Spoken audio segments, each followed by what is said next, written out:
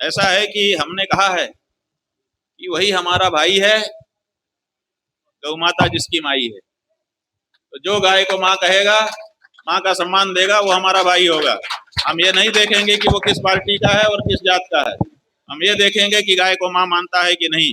जो हमारी माँ को माँ कहता है वही हमारा भाई होता है, और जो हमारी माँ को माँ नहीं कहता है, वो कितना हमको कहे प्यारे भाइयों बहनों, हम उसके भाई बहन नहीं होते। ऐसा है कि एक तो ये बात है कि कहीं ना कहीं देश में चुनाव तो होता ही रहता है, इसलिए चुनाव के लिए अगर हम लोग प्रतीक्षा करेंगे तो कोई मतलब नहीं। हमारा ये कहना है बंधु, जो लोग ये प्रश्न उठाते हैं कि 2027 में उत्तर प्रदेश में चुनाव है इसीलिए आप ये बात उठा रहे हैं, तो पहली बात तो ये है कि हम तो आज़ादी के पहले से उठा रहे हैं। हमारे पूर्वज उठाते रहे, जब हमारा समय आया तो हम इस बात को उठा रहे हैं, इसलिए चुनाव से इसको जोड़ना नहीं चाहिए। दूसरी बात यह है कि चुनाव से क्या होगा। अगर जो पार्टी सत्ता में है, अगर आप ये कहना चाहते हैं कि चुनाव में हम इसको हटा करके दूसरी सरकार लाना चाहते हैं, तो दूसरी सरकारों को तो हमने हटा करके इनको लाया था। दूसरी सरकारों को तो इसीलिए हटाया था कि वो हिंदू भावना के अनुसार काम नहीं कर रही थी। तब हमने अपने आप को हिंदू हिंदू कह करके हिंदू निरूपण करने वाली पार्टी को सत्ता दी है।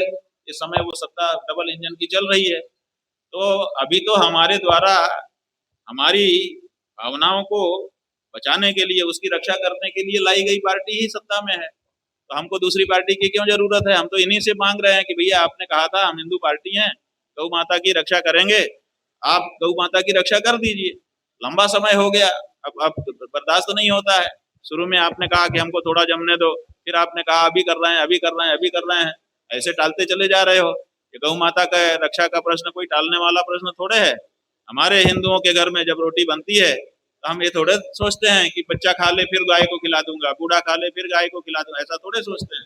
पहली रोटी गाय की निकाल देते हैं, उसके बाद फिर बूढ़ा हो चाहे बच्चा हो चाहे भगवान ही क्यों ना हो, बाद में उनको परोसते हैं। उसी तरह से गाय का काम पहले नंबर पे आप लोगों को कर देना चाहिए था, आपने नहीं किया। लंबा समय लगा दिया, एक टर्म, दो टर्म, तीन टर्म। आपके ही नेता ने कहा कि तीसरी बार प्रधानमंत्री बना दीजिए, हम गौ हत्यारों को उल्टा लटका के सीधा कर देंगे। अब आप तीसरी बार भी बने हुए हो, आप क्यों उल्टा लटका के सीधा नहीं कर रहे हो। तो क्या हमको वोट देते समय ही हमारा महत्व होता है? वोट देने के बाद अपनी बात पूछने का आपसे हक नहीं होता है? आप कहते हैं कि चुनाव आ गया इसलिए पूछ रहे हैं। अरे हमने आपको वोट दिया था, हमारा हक है आपसे सवाल पूछने का, हम अपने हक से पूछ रहे हैं। और आपसे, आप इस समय सत्ता में हो, आपसे पूछ रहे हैं। जिस समय जो सत्ता में आएगा, अगर उसने कोई वादा किया होगा तो उससे भी हम सवाल पूछेंगे, इसमें क्या खराबी है। उसी समय वहां के पत्रकार बंधुओं के माध्यम से हमको ये सूचना मिली, आश्चर्य हुआ। किसी के ऊपर ऐसा हमला दुखी ही करेगा। जो व्यक्ति अहिंसा को मानता हो, हिंसा में जिसका विश्वास ना हो, उसको दुखी होगा। हमको फोटो दिखाया गया उनका, हमको देख करके दुख हुआ। लेकिन फिर जब जो अटेंडेंट है उसका वक्तव्य देख सुनाया गया, हमको बताया गया, वो कह रहा है कि जब तक शौचालय में जा रहे थे तब तक तो ठीक थे, निकलने के बाद से कह रहे हैं कि दिक्कत हो गई।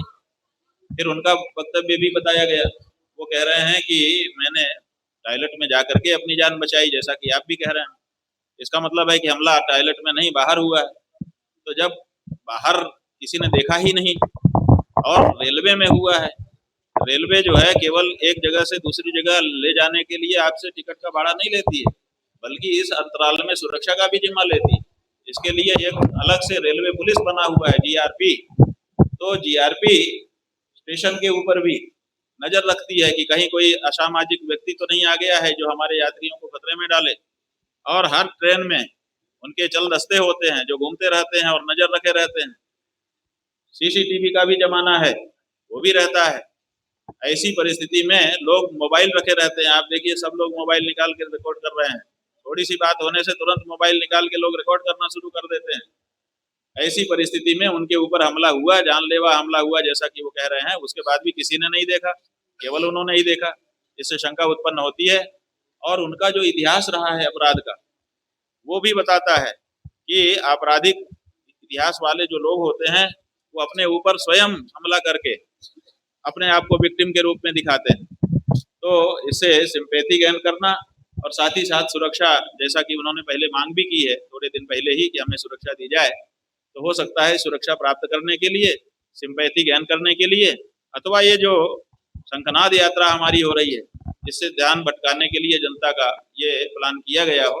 लेकिन हमारा इसमें इतना ही कहना है कि उनको सुरक्षा देनी चाहिए, प्रदेश सरकार को उनको पूर्ण सुरक्षा, जितने में उनको संतोष उतनी सुरक्षा देनी चाहिए। और वो जो आरोप लगा रहे हैं उसका जवाब न्यायालय में उनको हम लोग दे रहे हैं। अलग से हमको उनके ऊपर हमला करके चुप कराने की जरूरत नहीं है, क्योंकि हमने कहा है कि जो झूठा आरोप होता है वो तथा झूठा ही सिद्ध होता है। सबसे बड़े मेले, धार्मिक मेले, माघ मेले में कुछ घटना हुई थी। उसके बाद उत्तर प्रदेश के मुख्यमंत्री ने ये वक्तव्य दिया कि समाज में कुछ कालनेमी आ गए, नाम उन्होंने बताया नहीं। तो ये चिंता हुई कि अगर हमारे समाज में छद्मवेशधारी कालनेमी प्रकृति के लोग आ गए हैं तो उनकी पहचान होना और उनको समाज से बाहर करना जरूरी है। इसके लिए टेस्ट किया जाना चाहिए कि कौन असली है और कौन कालनेमी नकली है। अंदर से राक्षस है, बाहर से अपने आप को साधु दिखा रहा है। हम लोग भी इसी तरह का अनुभव कर रहे थे, उन्होंने भी कह दिया, तो हम लोगों ने को लगा कि अच्छा मौका है, अब इस बारे में टेस्टिंग होना चाहिए। फिर ये हुआ कि किसकी टेस्टिंग सबसे पहले की जाए, तो ये हुआ कि उत्तर प्रदेश में जो सबसे बड़ा हिंदू हो उसका दावा हो कि मैं सबसे बड़ा हिंदू। तो ये देखा गया कि जो आदित्यनाथ जी हैं वो शंकराचार्य से भी उसके शंकराचार्य होने का प्रमाण पूछ रहे थे। इससे बड़ा कौन हिंदू हो सकता है जो शंकराचार्य से भी शंकराचार्य होने का प्रमाण पूछ रहा हो। तो हम लोगों ने सोचा पहले इनसे ही शुरू करते हैं, तो उनको कसौटी पर कसना शुरू किया। तो उनके चेहरे मोहरे को देखा, फोटो देखा, तो टूटा हुआ सिर था, गेरुआ कपड़ा था, ऐसा लगता था कि कोई सन्यासी योगी सती। फिर हम लोगों ने उनके आचरण को देखना शुरू किया तो पता चला कि वो तो वेतन भोगी हैं, उत्तर प्रदेश सरकार से हर महीने वेतन लेते हैं और भत्ता लेते हैं। तो कोई सन्यासी भत्ता तो वेतन तो लेता नहीं है और भत्ता वेतन लेकर के काम करता नहीं है। हमारे शास्त्रों में भी नियम है कि जो सन्यासी हो गया वो वेतन भोगी कर्मचारी नहीं हो सकता, चाहे किसी संस्था का हो चाहे किसी व्यक्ति का हो। तो फिर उनके बारे में शंका हो गई कि इनका आचरण तो अलग है, कपड़ा अलग है। फिर हम लोगों ने देखा कि जो व्यक्ति संन्यास धारण करता है वो अहिंसा का व्रत ले लेता है, वो हिंसा नहीं करता है।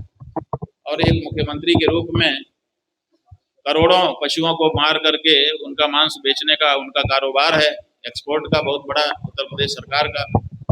तो ये काम भी सन्यासी योगी करता नहीं है और ये कर रहे हैं। तो फिर शंका हो गई मन में कि ये असली सन्यासी हैं कि नकली सन्यासी हैं, असली हिंदू हैं कि नकली हिंदू हैं।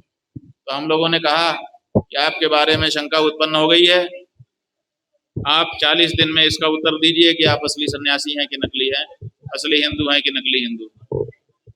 वो 40 दिन प्रतीक्षा करते करते बीत रहा है, 38 दिन हो गए हैं, 2 दिन और बीच में हैं। 41वां दिन हम लखनऊ आएंगे और आकर के इस बारे में जो बात निकल के आएगी उसको घोषित करेंगे, ये हमने कहा था। तो हम अब काशी से चल पड़े हैं, आपके उन्नाव आए हैं, आगे हमको नैमिषारण्य होकर के तीर्थ दर्शन करते हुए लखनऊ जाना है। इसीलिए जाना है, इसीलिए इसकी जरूरत पड़ गई कि असली नकली का भेद समाज को पता चल जाए, ताकि नकली कोई आकर के समाज को ठगे ना। अब इसी बीच में जो गौ माता की बात है, गौ हत्या के बारे में, वो भी हम लोगों ने अध्ययन किया। अध्ययन में ये निकल करके आया कि उत्तर प्रदेश ऐसा राज्य है जिसमें निरंतर जो हमारी देशी गौ माता हैं उनकी संख्या घट रही है। पिछली जो पशु गणना हुई है उस गणना से लेकर और उसके बाद से अभी तक जो आंकड़े उपलब्ध हैं और उनका जो प्रोजेक्शन हो सकता है उसके अनुसार 2012 से लेके अभी तक लगभग 18 से 19 लाख गायें कम हो गई हैं। तो ये गायें कम क्यों हो रही हैं, ये बड़ा प्रश्न है। और इधर बीफ एक्सपोर्ट में बीफ का निर्यात बढ़ता ही चला जा रहा है, 60% तक बढ़ गया है। यही नहीं, जो बीफ निर्यातक कंपनियां हैं उनसे मोटा चंदा भी भारतीय जनता पार्टी को मिल रहा है। अल्लामा समूह नाम की जो कंपनियों का समूह है, उस समूह के द्वारा पिछले वर्ष ही 1 नंबर में 30 करोड़ रुपए का चंदा भारतीय जनता पार्टी को दिया गया है। ये बात भी निकल करके आई, तो फिर ये लगा कि भाई ये क्या बात है, ये तो नहीं होना चाहिए। गौ भक्तों का वोट और गौ हत्यारों का नोट दोनों एक ही झोली में रखा जा रहा है। दोनों क्या एक झोली में रह सकते हैं? तो इस बारे में भी स्पष्टता करने का प्रश्न इस समय उपस्थित हो गया है। इन्हीं सब प्रश्नों के मद्देनजर हम लोगों ने सोचा कि एक धर्म युद्ध की घोषणा करनी चाहिए, ताकि धर्मी और अधर्मी अलग अलग होकर के एक दूसरे से लड़ना चाहे तो लड़े, धार्मिक धार्मिक ना लड़े और अधार्मिक अधार्मिक ना लड़े। तो इसीलिए धर्म युद्ध की घोषणा की गई है। 11 तारीख को उसका शंखनाद लखनऊ से किया जाएगा और अभी हम उसी के लिए जा रहे हैं। इसीलिए इस यात्रा का नाम गौ माता के लिए होने वाले धर्म युद्ध का शंखनाद यात्रा है। आपके राज्य की खबरें, आपके शहर की खबरें सबसे पहले जानने के लिए देखते रहें अमर उजाला। चैनल को सब्सक्राइब जरूर कर लें और पाएं हर अपडेट।